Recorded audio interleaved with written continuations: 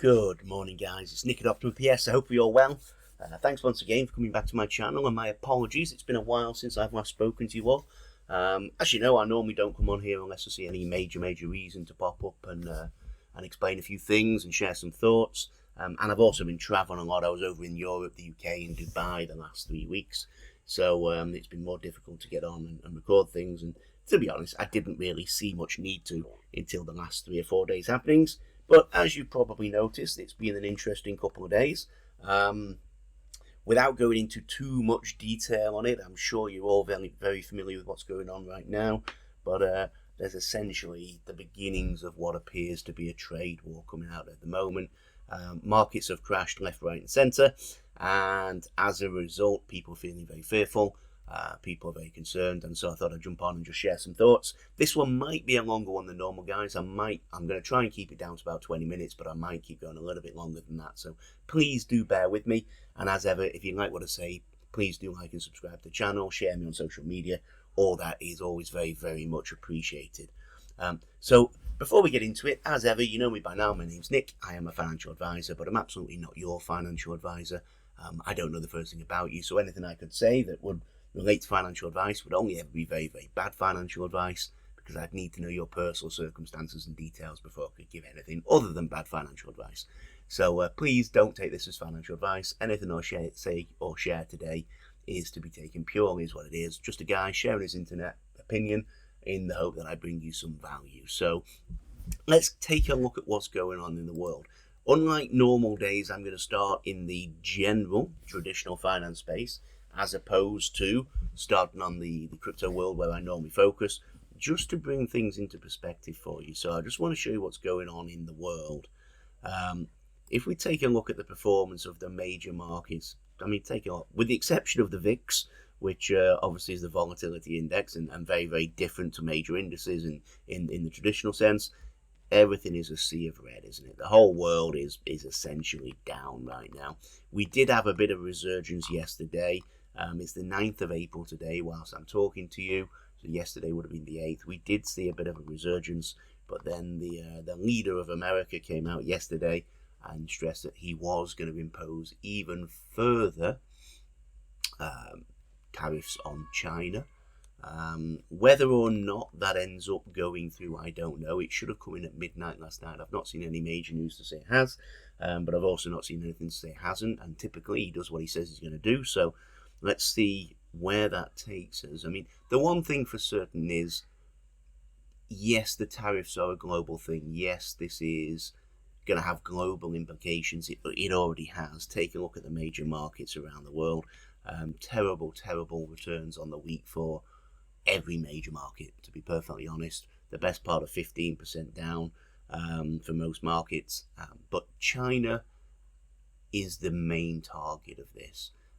If you want my general opinion on the tariff situation, I think the intention is to drive mutual tariffs down.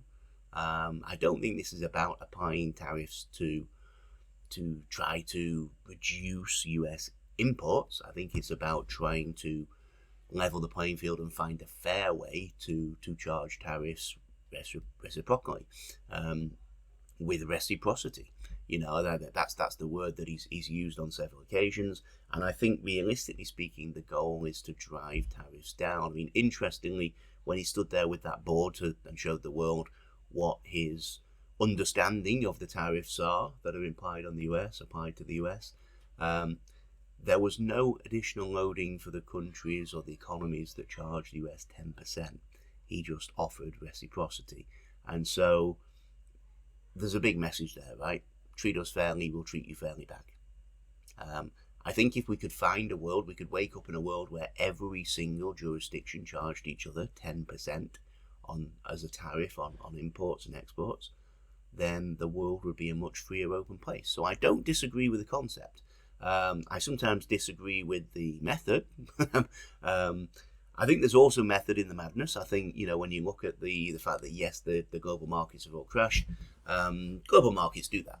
You know, global markets crash. Markets have been very high for a while, and it doesn't take an awful lot to throw jitters into the investors, which drives the price down.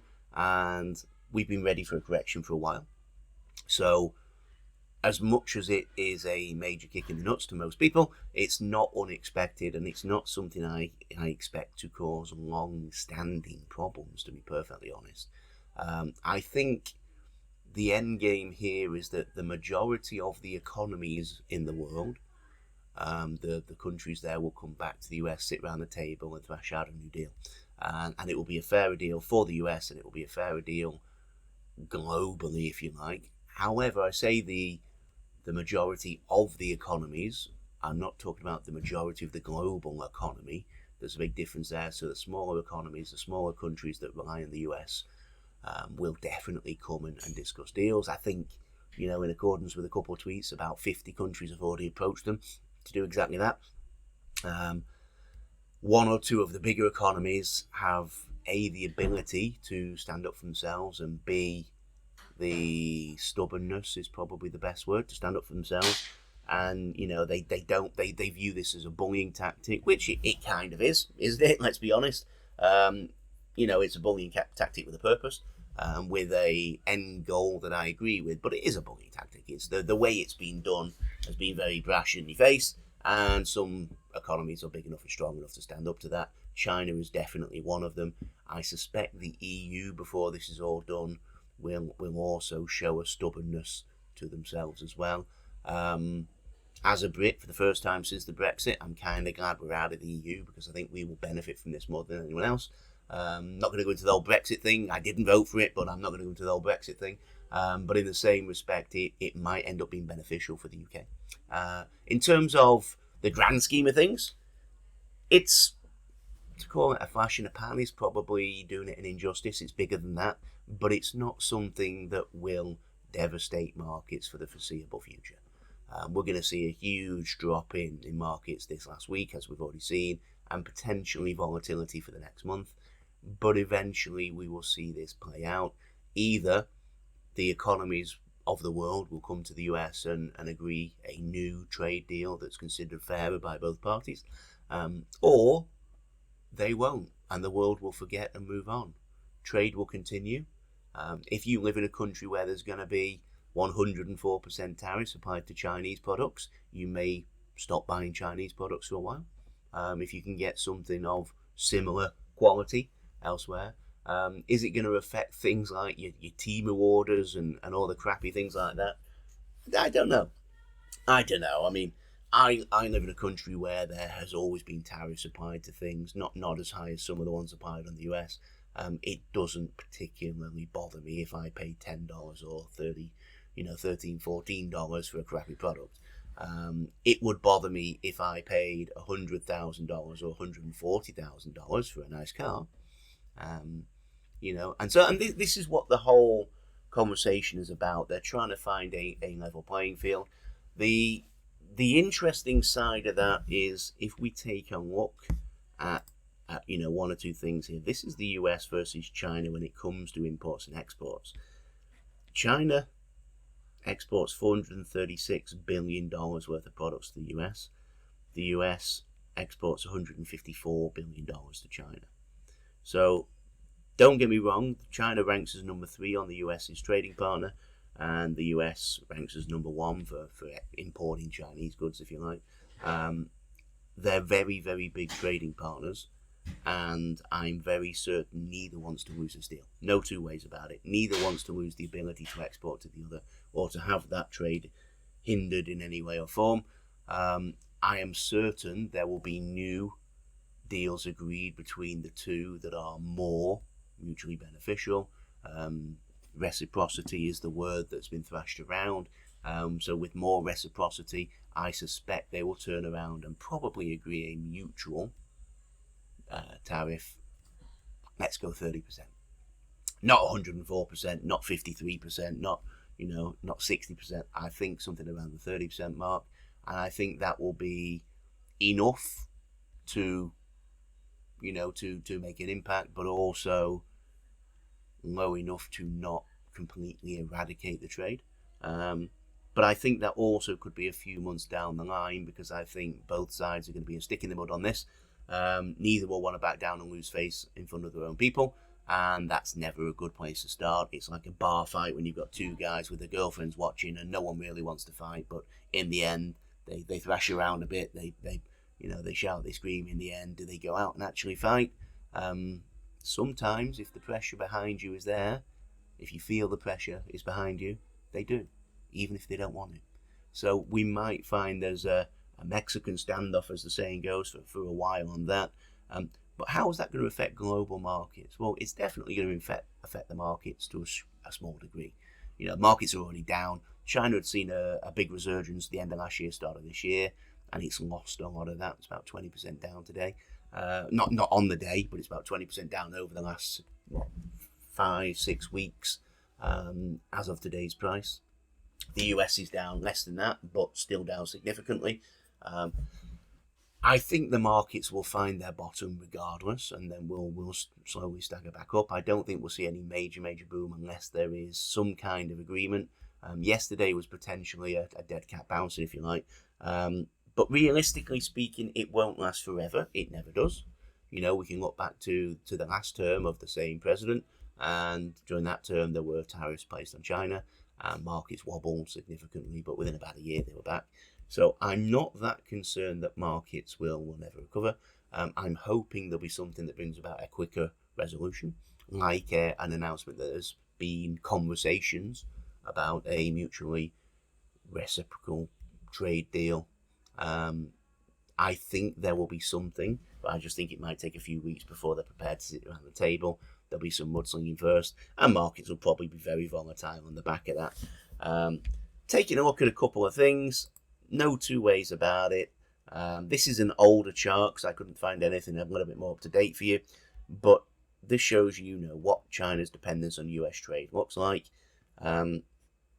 If you take a look, on average, there are discrepancies between the exports to the US and the total exports, excluding the US. Different sectors have smaller and higher margins, but on average, I think you could say the US accounts for about 25% of China's exports,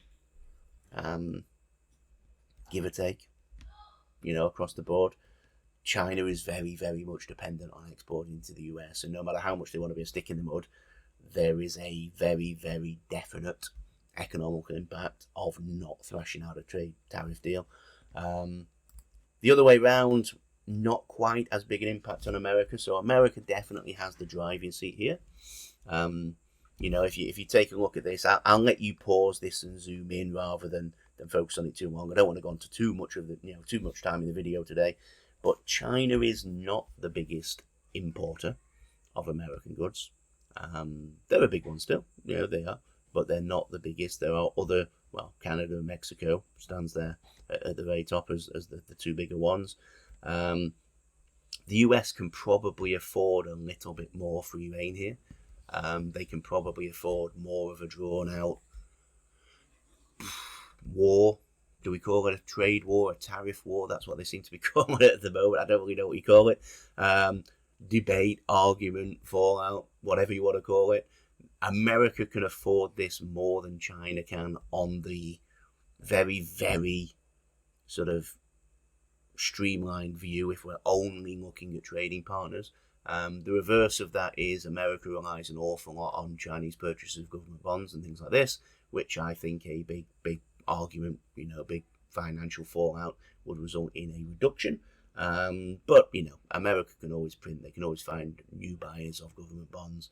They can always buy the bonds themselves. The biggest buyer of American government bonds is the American government, or the American people, I suppose you could call it. So realistically speaking, we're in a situation where I think China is more reliant on the US than vice versa. And I think that's a good thing because I think realistically speaking, only one side is likely to back down here. China is very proud and very stubborn. The president there is a similar character, I suppose, to the US one. But the difference is China has always been very economically focused. China judges its leaders' performance on economies. You can argue there's not really going to be an election or anything like that in China, but in the same respect, there is still public opinion. And China will be prepared to back down sometimes in order to save face when it comes to the economic performance of the country. And that's what I think we need to rely on here. China needs America more than America needs China. So I think you'll see this moving forwards in a more positive light than we've seen so far. It may get a bit worse before it gets better. I think it probably will. But in the same respect, I don't see this lasting forever, guys. I just don't. So hopefully that gives you an idea. If you do like what I said there, just give me a tick that like button for me. Subscribe to the channel. Share me on social media. That's always really, really helpful. And I thank you in advance. But just sharing some thoughts on that side of things. I don't normally go into that side of the financial space on these videos. That's something I keep for the day job. But I just thought it was important to share some of those thoughts with you. Yes, there's a good chance this thing may go on for a while, but it's always going to get better eventually. Probably, we're talking months rather than years. I'd like to say weeks rather than months, but I think more likely it's months rather than years. And so we find ourselves in this position where we can really just ignore that and focus elsewhere. So moving back to the crypto space, as you know, I'm a channel who focuses predominantly on XRP, but I do look at all cryptocurrencies. I look at the market as a whole. Until we're many years down the line, or at least 2 or 3 more years down the line, I think crypto to a certain degree can be viewed as one market. If you take a look at the way almost every coin will go up and down in unison. Some coins do better than others at different times, but predominantly the market can be viewed as one market. But I am focusing on XRP on this channel. So taking a look just to see a couple of the people out there and what they've said. So this is JD757. If you don't follow him on X, give him a follow. He is one of those characters that divides opinion because he's sometimes very blunt and brash with how he talks to other people. But there's no denying as a technical analyst, he's very, very good. He gets things right more often than not, and that's what you want in a technical analysis. So let's compare the last parabolic move to present time using RSI. 2017, from prior RSI to top to local bottom, crashed 31.45% into 122 days. 2025, presently crashed 29.24% in 90 days. He's comparing them here on the chart, and he's showing you what happened after that. And after that, it was good, is essentially the message here. If same move happens, I expect in 2025, then massive crash on top of the 95%. Majority will get wrecked. So this is the brash point that people don't like. But essentially what he's saying, if you zoom in here, this is 1.81 on the line. The yellow line across the top, you can see it highlighted on the left side, 1.89. You can't see my cursor on here.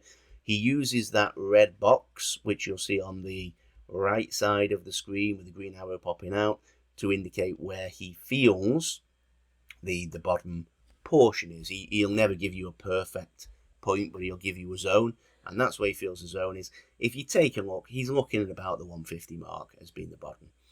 We've already entered the box, we've wicked into it to a certain degree, but he's using about the 150 US dollar mark as the average there, where he feels the bottom will be, and then we're going to bounce upwards.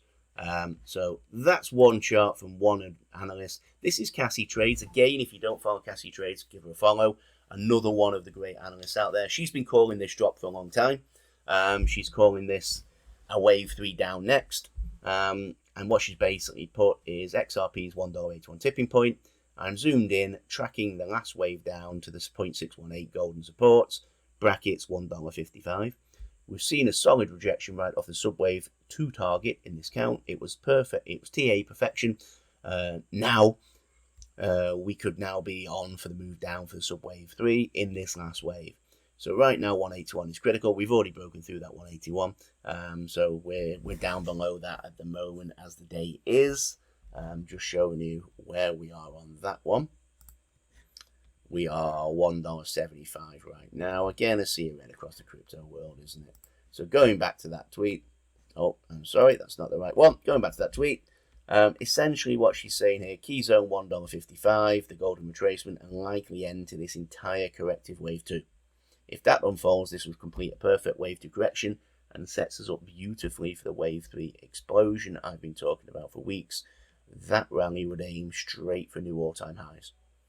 So again, that's a positive chart, despite the fact that she thinks we're going to go a bit lower. She thinks we're going to hit $1.55.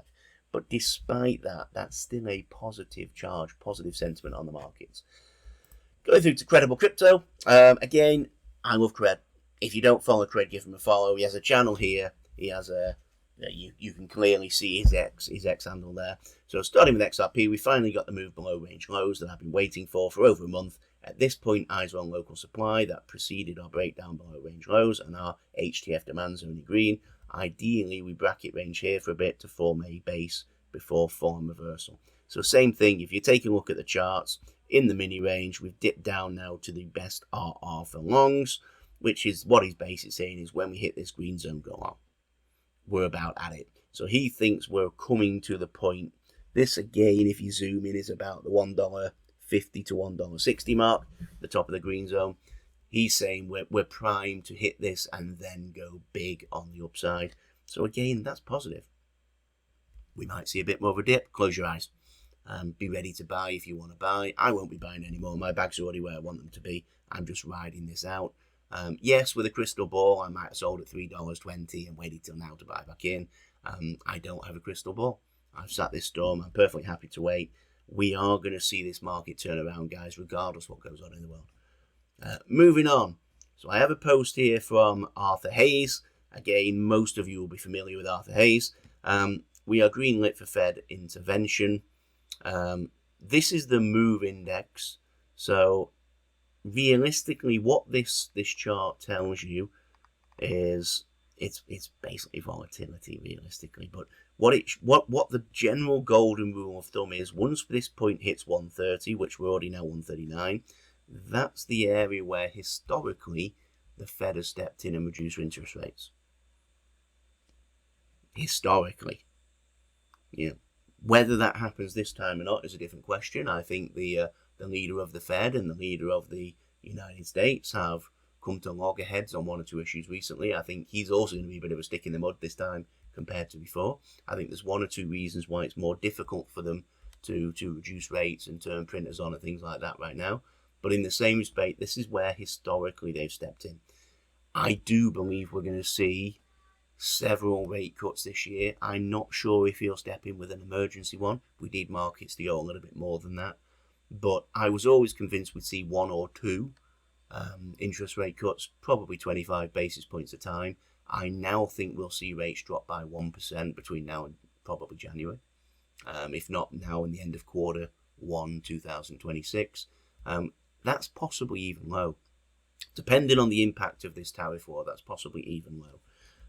What it means for everyone else is when rates come down, people have more money in their pocket, people spend money. If at the same time quantitative easing begins to release stress on the markets, more money. Money goes in the market, laws of supply and demand, markets go up.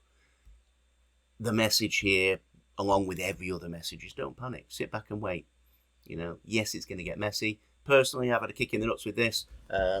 My personal finance side, I have various investments that should have matured this month, and if they'd matured this month, would have paid me a significant amount of money, and now they're not going to.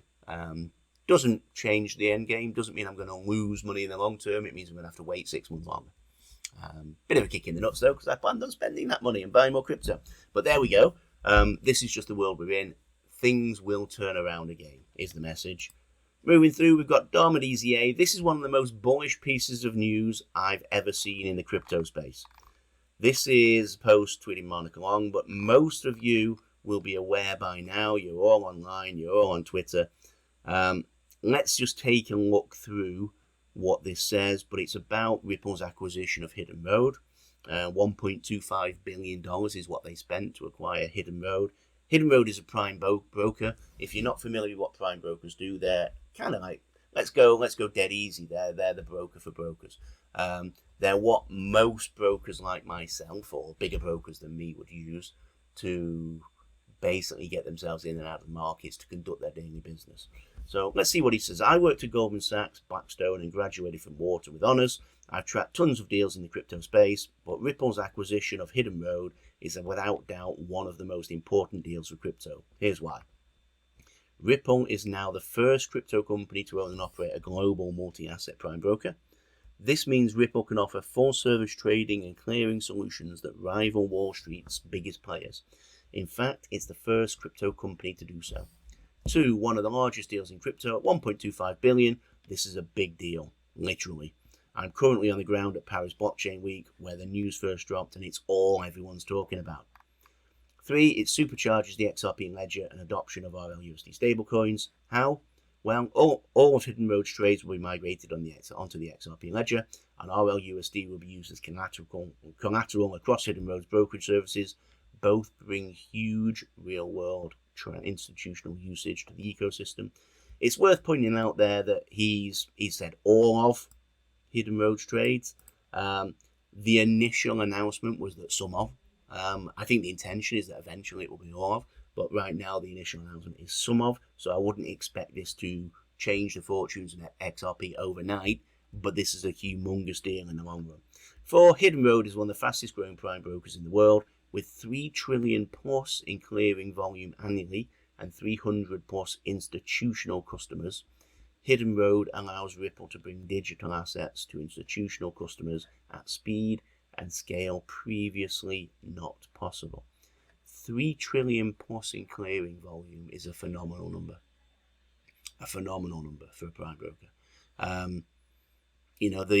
The institutional customers they're talking about will all hold multi-billion dollar accounts.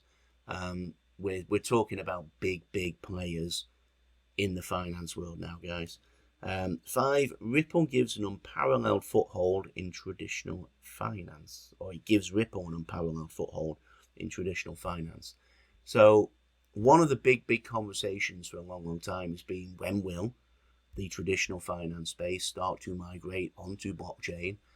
When will they flip the switch is the phrase, isn't it? When will the big banks get involved? When will they start using crypto for transactions?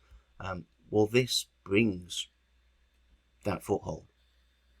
The old saying, if you can't bring the mountain to Muhammad, bring Muhammad to the mountain. That's what Ripple are doing. They're bringing Muhammad to the mountain. They are literally opening the door to one of the biggest institutions in traditional finance by buying it, acquiring it, and then redirecting the way they conduct their business into it. What a show of faith. What a great example that's going to be to the rest of the traditional finance space when they come out and say, here's how much money we saved and how much time we saved, and here's how much better off our clients were through using cryptocurrency and blockchain as a way of transacting their trades. You couldn't create a better advert than that. They're literally going to show the world with first-hand, solid, concrete evidence exactly how much better this is for every institution on the planet. If you can't bring the mountain to Muhammad, bring Muhammad to the mountain. So on any one day, Hidden Road clears over $10 billion and processes more than 50 million transactions across traditional rails.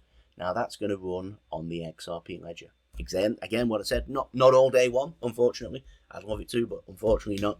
But mark my words, they own this company. This is the reason they bought it. They will intend to ramp up those transactions over the XRP ledger as quickly as they can once they've shown that it works, once they've proven that they're not taking major risks, which they've already done with other things over the last 10 years anyway, by the way. But I think it will be slightly slower. I think for the sake of their new customers, they're going to dip the toe in the water and show proof of concept before they dive in headfirst.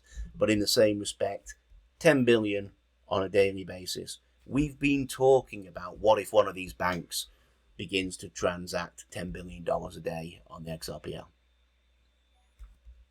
You have it here. They've brought Muhammad to the mountain. Since partnering with Ripple, we at Easy App, which by the way is Dom's company. If you're not familiar with the Easy App, a little shameless plug for it there because it's fantastic. Have educated over 100,000 developers on the XRP ledger and got thousands more launching on the XRPL at our in-person Ripple hackathons around the world. With this latest acquisition, we're excited to work with Ripple to onboard thousands more. The future's even brighter than you can imagine. Again, guys, give Dom, give Easy a follow. There's two Quack brothers as well, by the way. It's only Dom's one that I've used today as the post. Let's move forward. Great little post from Jake Claver. Again, many of you will be familiar with Jake. If you don't know Jake Claver, give him a follow. He's got a great YouTube channel as well. Instead of just focusing on payments, Ripple targeted the entire financial system. They positioned the XRPL for trillion-dollar markets years ahead of competitors. This isn't luck, it's calculated dominance in the making. Moving through a game, you got Vincent Van Code. Current XRP prices are not aligned with recent Ripple market announcements. SEC case conclusion news, XRP US stockpile news. Do you think this is because XRP is not performing well? I don't. This is a global market downturn, impacts across multiple markets, multiple countries, and was triggered by the recent Trump tariffs. That's all. Investors are skittish, especially the younger demographic who tend to close a position with a little sophistication. This is my strategy. Buy on false sentiment. When fundamentals are good and sentiment bad, I buy.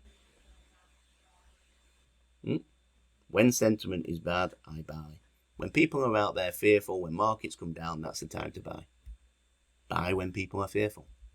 Weekly charts for decision making, hourly for fun. XRP is the Fight Club. Now, he puts figure that one out yourself. I assume what he means is the first rule of Fight Club is you don't talk about Fight Club. The first rule of XRP in the finance world is you don't talk about XRP. That's what I've taken for that. He says figure that one out for yourself. That's what I'm guessing he means. Enterprise, partnerships, regulation, drive adoption. Absolutely right. My tariff take, reiterating, this is the power play to negotiate favourable terms. Look what can happen if you FUCK with us. Before it used to be military flex, now it's economic flex. That's absolutely true, isn't it? That's the way the world is going now. Economic flex. Countries are at loggerheads with each other, trying to make more money off each other, and they are flexing their muscles by slamming tariffs on each other. That's where we're at right now. My rabbit hole theory is the new crew just got $1 billion from payment thanks to short, long orders. They knew timing of, and they now bought supporters of the new financial system, paid and ready to go. Again, read into that what you like. What he's essentially saying is that the big powers that be, the big people, the big players, have probably benefited from knowledge, inside knowledge already. We call that insider trading, so I'm not going to suggest anyone's done that, but in the same respect, it's not inconceivable to think some people would have gone short just before these announcements because they knew the announcements were coming. As for Ripple XRP, nothing has changed. If not, nothing. It's 100 times better than where it was 12 months ago. If XRP was the only thing that tanked, I'd be worried and looking for answers. It's not, so I just zoom out, relax, focus on my work and exercise, and know it'll pass. It's probably my 10th market tank, and I've seen all the way back to the GFC. That was FKN scary. Guys, I go back further than that. I've been through several. I go back as far as the .com with my professional career, or at least with my knowledge and my understanding of markets. It's nothing new. In fact, it's not nearly as big as some of the others. This isn't a COVID crash. This isn't a GFC. It's not the .com. It's a tariff war, essentially now between two nations, because I think most will come to heel. Perhaps between three nations if you think US, China, US, EU. I think the EU is prepared to play ball. I just think they will try to negotiate a little bit harder than most. But this isn't some of the big global crashes we've seen historically.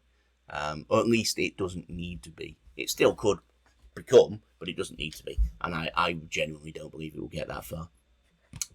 Moving through. This is John Squire again. If you don't know John Squire, give him a follow. Another one who splits opinion in the sector, but I like most of what he wants to say. But this post is talking about Tariffs, the 2x long daily XRP ETF. So essentially, this launched a few days ago. This post is a little bit older. I can't see when the post came out. No, yesterday, 8th of April. So 1 day ago. The rise of XRP begins now. Today, the first ever XRP ETF goes live in the US. Tariffs is unleashing 2x leveraged exposure to XRP. So everyone's waiting for these ETFs, and what we're talking about is the spot ETFs, but this is a 2x leveraged ETF which has been approved. Why is this amazing news? Not because I want to throw my money into this particular ETF. I'm not saying it's good or bad, it's just not one I'm after myself. But it's amazing news because if this one's been approved, the others have been approved. They will be approved at some point in the near future.